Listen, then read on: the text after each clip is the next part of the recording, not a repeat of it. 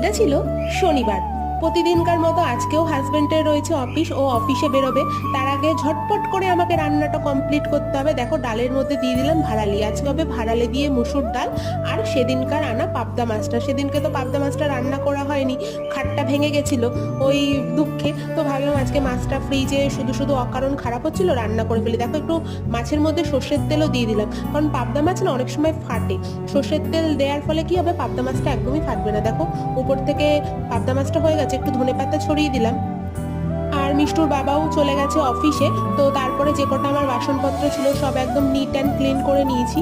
আর আজকে রোদটাও তো একদম সেই লেভেলের উঠেছে, কে বলবে বৈশাখ মাস।